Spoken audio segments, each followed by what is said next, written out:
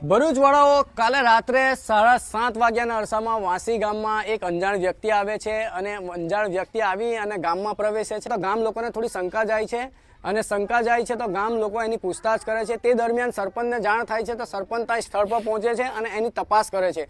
તો તપાસ દરમિયાન સરપંચને થોડી શંકા લાગે છે તો નજીકના અમારા તાલુકા પોલીસ સ્ટેશનનો સંપર્ક કરે છે અને પોલીસને તાત્કાલિક બોલાવે છે। થોડી જ વારમાં પોલીસ અહીંયા વાંસી ગામમાં આવી જાય છે અને પોલીસ એને લઈ જાય છે। ત્યાર પછી હું અને ગામના સરપંચ અને ગામના અમારા આગેવાનો અમે પણ જાતે પોલીસ સ્ટેશન પહોંચીએ છીએ। પોલીસ તપાસ દરમિયાન એ ખેડા જિલ્લાના માતર તાલુકો દેંથલી ગામનો જાણવા મળે છે અને ત્યાર પછી એની તપાસ થાય છે અને એના મા બાપને પોલીસ અહીંયા આપણા તાલુકા પોલીસ સ્ટેશનમાં બોલાવે છે। પોલીસ સ્ટેશનમાં બોલાવ્યા પછી એને એવું જાણવા મળે છે કે માણસ એ જે વ્યક્તિ હતો એ મગજનો થોડો સ્થિર છે, એ કામ ધંધા અર્થે બીજી કોઈ જગ્યાએ ગયો હતો, ત્યાંથી એનું માઇન્ડનું સંતુલન બગડી જાય છે અને ત્યાંથી એ રખડતો અહીંયા સુધી પહોંચી જાય છે।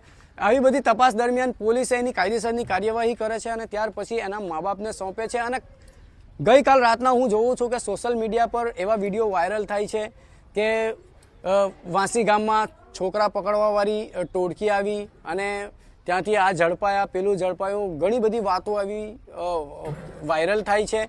તો સોશિયલ મીડિયા પર જે લોકો આ વિડીયો વાયરલ કરે છે એમને પણ હું કહેવા માંગીશ કે તમે સોશિયલ મીડિયા ચલાવો છો, નો ડાઉટ તમે વિડીયો ક્રિએટર છો, નો ડાઉટ, પણ તમે કોઈક પણ વિડીયો તમારા સુધી આવે છે જે અંજાણ વ્યક્તિનો કોઈ બી વિડીયો આવે છે, આવી રીતે કોઈ બી વાયરલ વિડીયો આવે છે તો એની પુષ્ટિ કરવી જરૂરી છે।